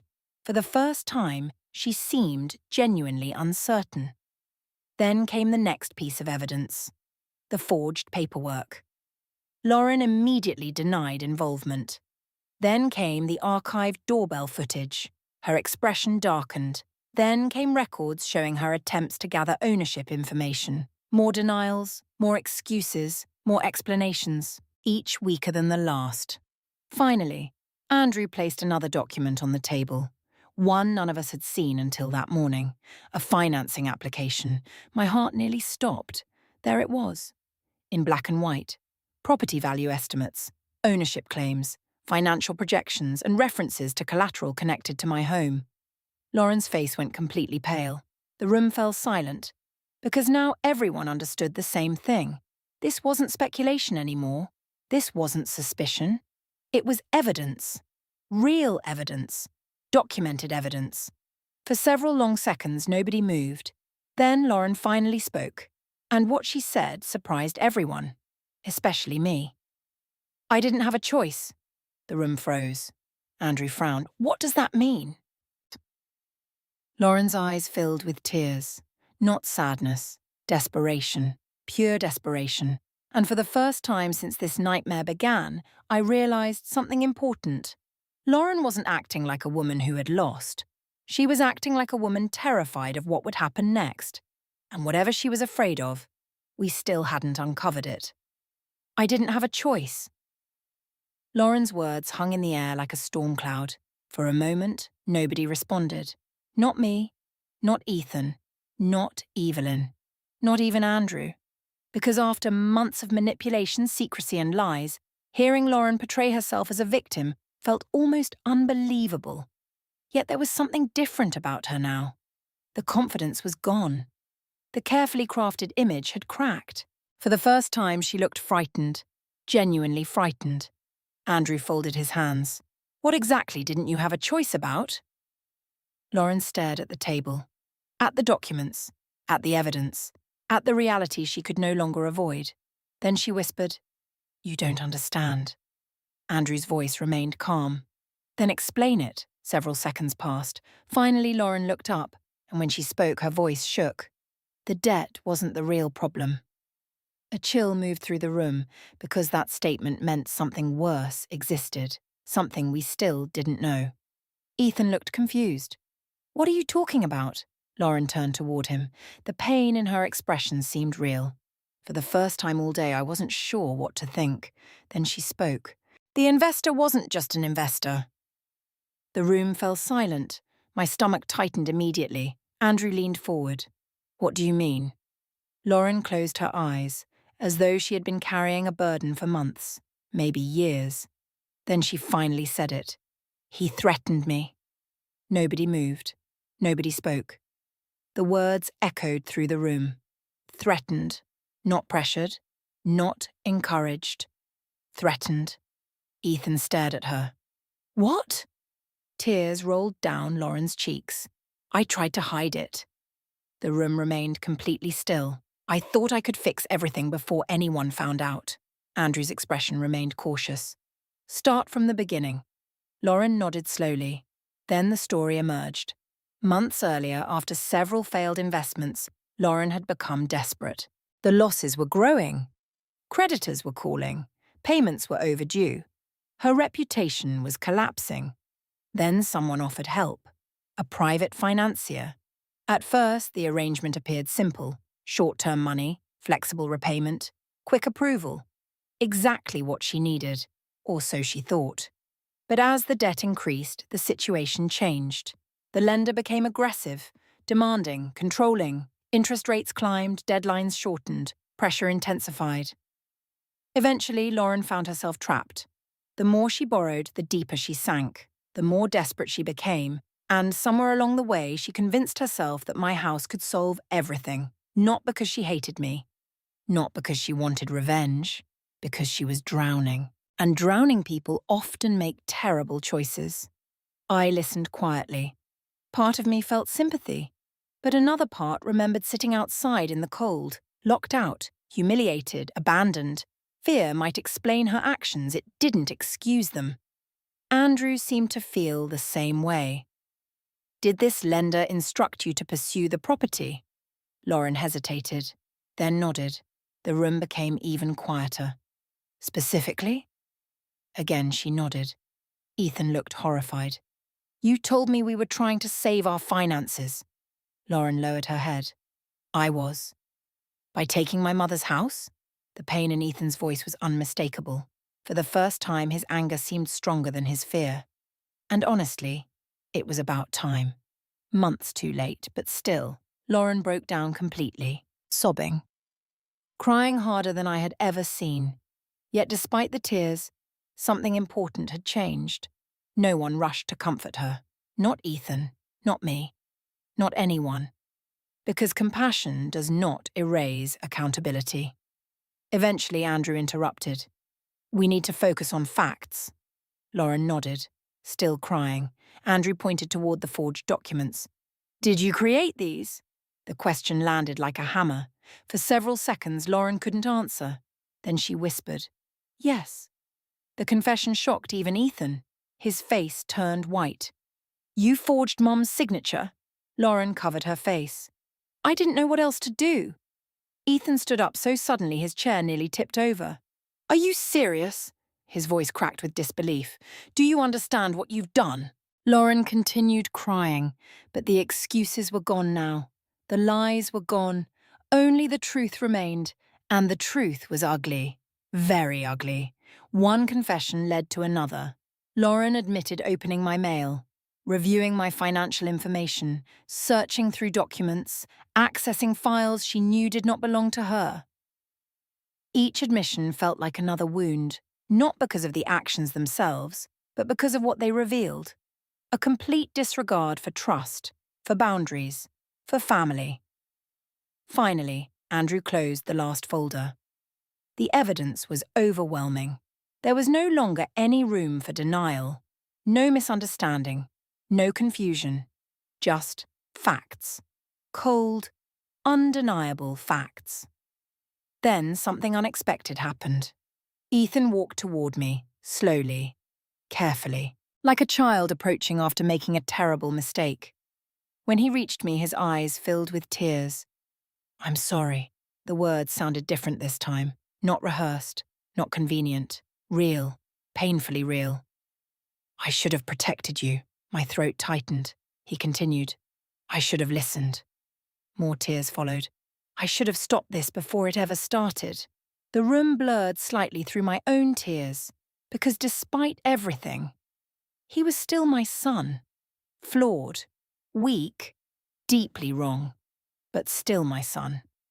Then Ethan turned toward Lauren, and what happened next surprised everyone, especially her. "I want you to leave." Lauren froze. "What?" His voice became stronger, stronger than I had heard in years. "Leave." The single word echoed through the house. The same house she had tried so hard to control. The same house she had used as a solution to every problem. The same house she never legally owned. Lauren stared at him. Disbelief spread across her face. "You can't be serious."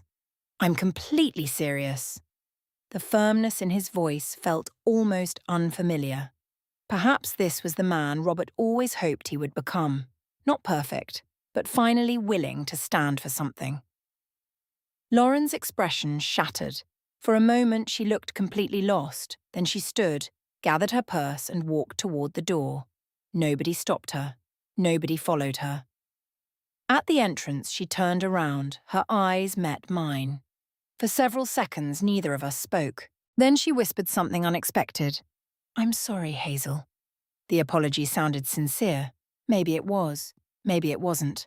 At that point, it hardly mattered, because some damage cannot be undone by words. Lauren opened the door, walked outside, and disappeared from the life she had nearly destroyed. The house fell silent. For the first time in months, the tension seemed gone. The secrets, the lies, the manipulation, all exposed, all finished. At least that's what I believed. Then Andrew cleared his throat. Everyone looked toward him. His expression was serious, almost concerned, and immediately my stomach tightened, because after everything we had discovered, there was apparently still more. Andrew looked directly at me. "Hazel." "Yes?" "There is one final issue we need to discuss." The room became quiet again. "What issue?" Andrew opened another folder. A folder none of us had examined yet. Then he said something that made my heart skip a beat.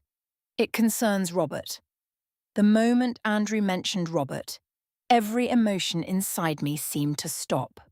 For months, this nightmare had revolved around Lauren.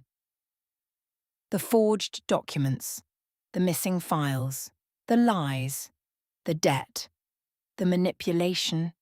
Now suddenly we were talking about Robert again. My husband, the man whose foresight had protected me even after death. I tightened my grip on the armrest. "What about Robert?" Andrew opened the folder carefully. Unlike the others, this one appeared older. Much older. The papers inside had yellowed slightly with age. Evelyn immediately recognized it. "I haven't seen that in years," Andrew nodded. "Neither had I." My pulse quickened. "What is it?" For a moment, nobody answered. Then Andrew slid a document across the table. I looked down. At first, I didn't understand what I was seeing. Then I noticed Robert's signature. My breath caught. Robert created this shortly before the trust. I looked up. Created what? Andrew smiled gently.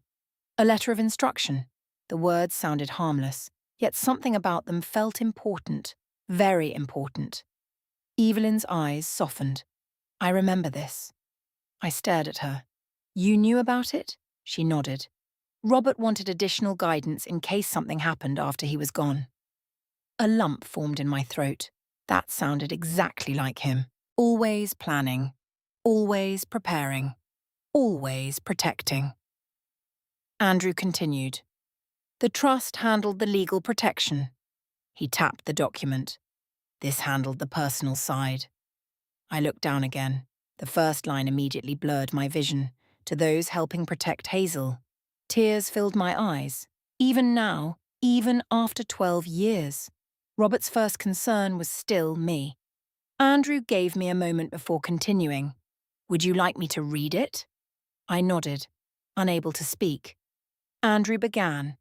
"If circumstances ever arise that place Hazel in conflict with family members, I ask everyone involved to remember something important." The room became silent, completely silent.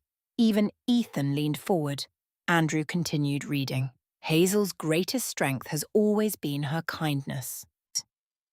I closed my eyes. Robert used to say that often, sometimes when I doubted myself, sometimes when I felt weak. He always reminded me that kindness was not weakness. It was strength, the strongest kind. Andrew continued, "Unfortunately, kindness can also attract people who mistake it for vulnerability." A chill moved through the room. The words felt almost prophetic, as though Robert had somehow anticipated everything that would happen. Not the details, not Lauren specifically, but the possibility, the danger, the risk. Then came the sentence that brought tears to Ethan's eyes. "If Ethan is involved in any future conflict, remember that my son has a good heart, but struggles with confrontation." I looked at Ethan, his face crumpled, because Robert had seen him perfectly, years before any of this happened, years before Lauren entered our lives, years before the debt, the manipulation, the betrayal. Robert had understood. Then Andrew reached the final section, and every person in the room listened carefully. "If Hazel ever faces betrayal, pressure, or mistreatment, I ask her to remember one thing." I held my breath. Forgiveness is a gift. The room remained silent. But forgiveness does not require surrender.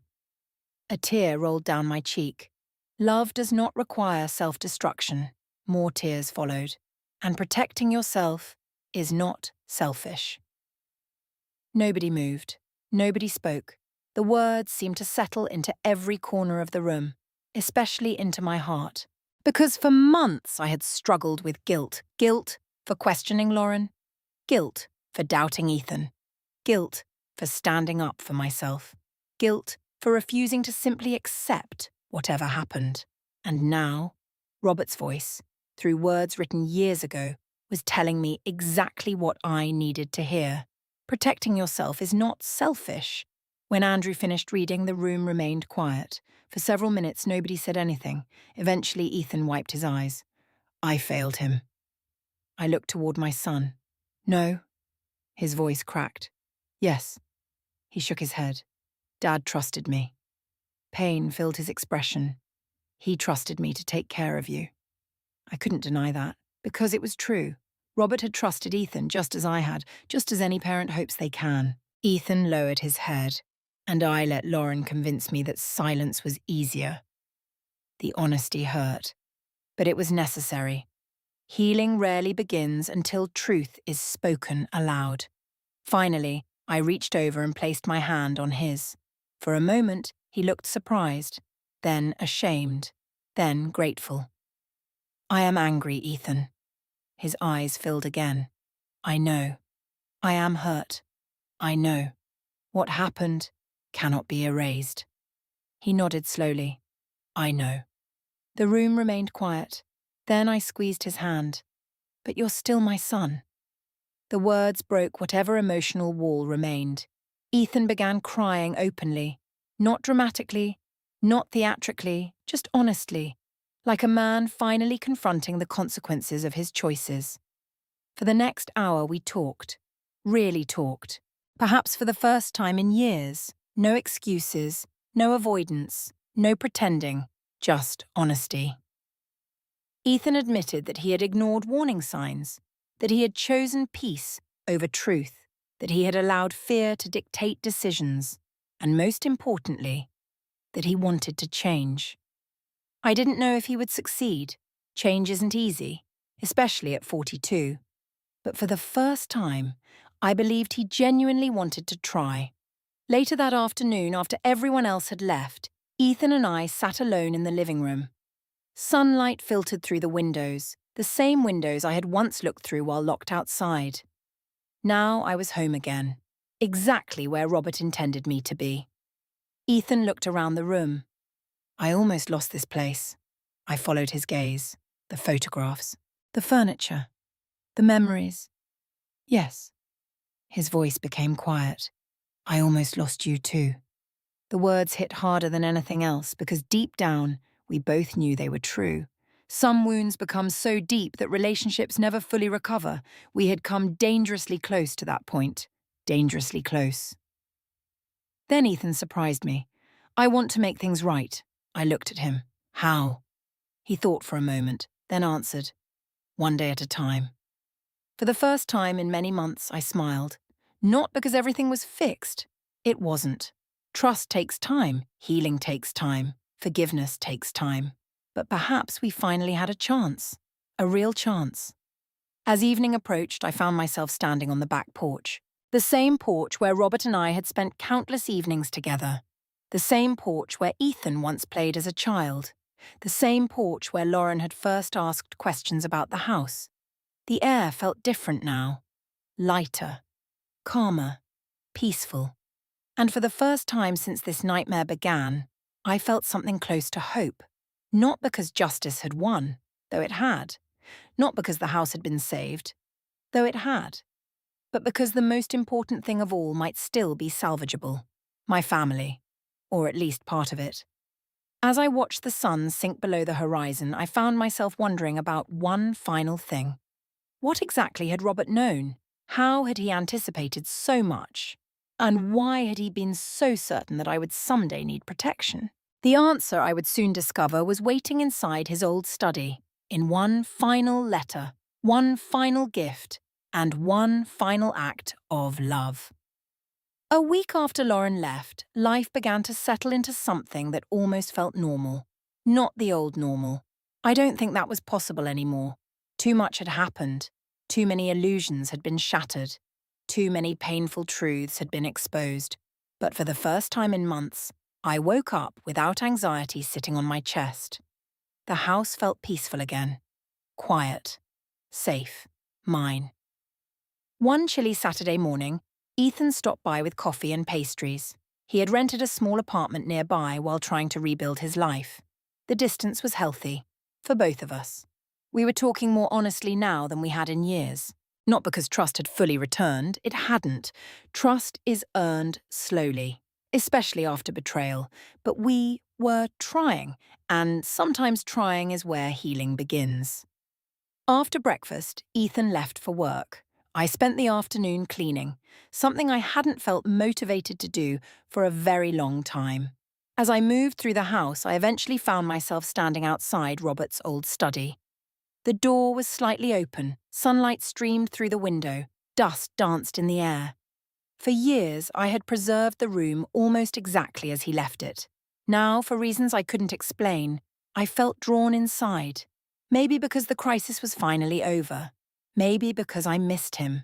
Maybe because some part of me knew there was still one chapter left to read. I sat at his desk, opened drawers, organised folders, sorted papers. Nothing unusual at first. Then I noticed something tucked beneath the bottom drawer. A small wooden box. I frowned. I didn't remember seeing it before. Carefully, I pulled it out. The box was old, simple. The kind of thing Robert would have made himself in the garage. My heart immediately began beating faster, because I knew my husband, and I knew he rarely hid things without purpose. Inside the box were several photographs, old family pictures, a few handwritten notes, and one final envelope. My name appeared on the front. Hazel. Just Hazel. Nothing else. The sight instantly brought tears to my eyes. Another letter. Another message from the man I still loved after all these years. For several moments, I simply held it. Then I opened it. Inside was a short note. Much shorter than the previous one, but somehow even more powerful. My Hazel, if you've found this letter, then life probably became more complicated than either of us wanted. If that's true, then I hope something else is also true. I hope you remembered who you are. The tears started immediately, because throughout this entire ordeal, that had been my greatest struggle, not the house, not the documents, not Lauren. My identity, my confidence, my voice. For months, people had treated me like I was weak, like I was incapable, like my age somehow erased my wisdom, and slowly I had begun to doubt myself. Robert's words cut straight through that doubt. I continued reading. You spent your entire life helping others, loving others, supporting others. but I hope you never forget that your life matters, too. My vision blurred. You do not need permission to protect yourself. There it was again. The same lesson, the same message, the same truth. Protecting yourself is not selfish. Robert had understood something I was only beginning to learn.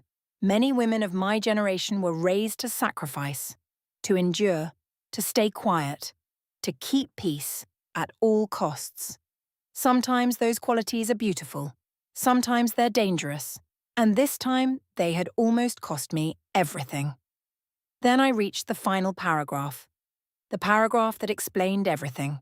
The paragraph that answered the question I had carried for weeks. How had Robert known? How had he prepared so carefully? The answer stunned me. I never feared Ethan would intentionally hurt you. I feared he would trust the wrong person. He has a good heart, sometimes too good. And people with good hearts often attract people who know how to use them. If that ever happened, I wanted to make sure you were protected. I lowered the letter and finally understood. Robert hadn't predicted Lauren. He hadn't predicted specific events. He had simply understood people, especially the people he loved. He understood Ethan's strengths and his weaknesses. He understood me. And perhaps most importantly, he understood that love without boundaries can become dangerous. For a long time, I sat there crying. Not from sadness, not entirely, but from gratitude. Because even 12 years after his death, Robert had still managed to help me, still managed to guide me, still managed to protect me. Eventually, I folded the letter carefully and carried it outside. The sun was beginning to set. Golden light stretched across the yard. The oak tree swayed gently in the breeze. The porch swing creaked softly. For the first time in a very long while, I felt completely at peace. I sat down, looked out at the neighborhood, and thought about everything that had happened. Lauren had lost more than money. She had lost trust. Ethan had lost his way, then slowly begun finding it again. And I had nearly lost my home. But in the end, I realized the house wasn't what mattered most. What mattered was what the house represented.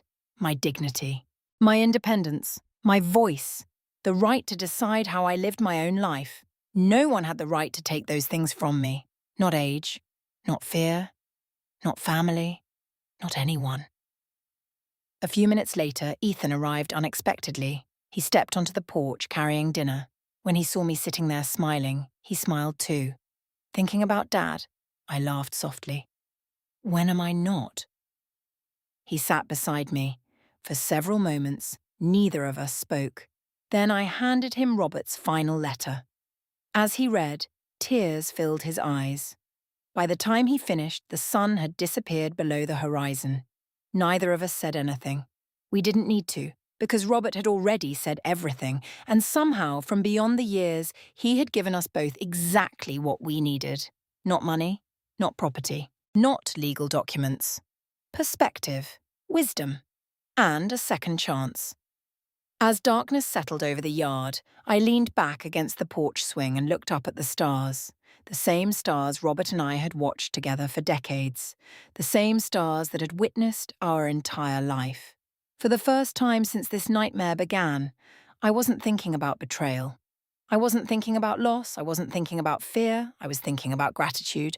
Because one phone call hadn't just saved my home, it had saved my future.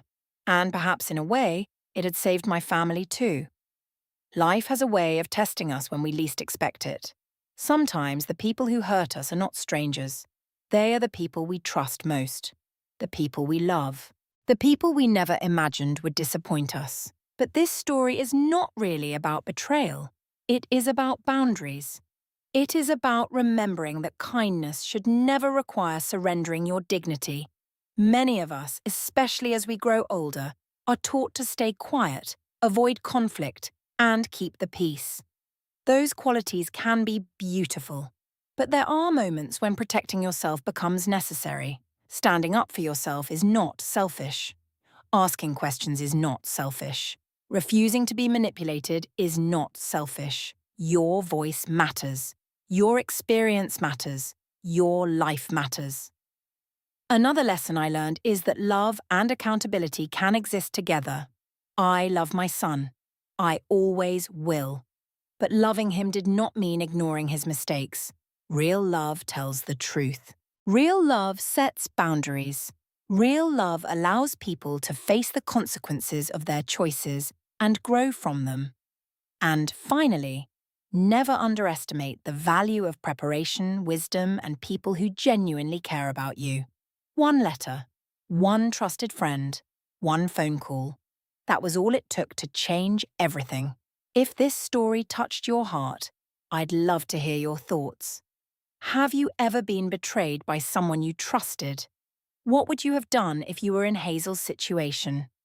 Share your story in the comments below. And if you enjoyed this journey, please like, subscribe, and join our community for more powerful stories about family, resilience, justice, and hope. Remember, you are never too old to protect your future. You are never too old to find your voice. And you are never too old to start again.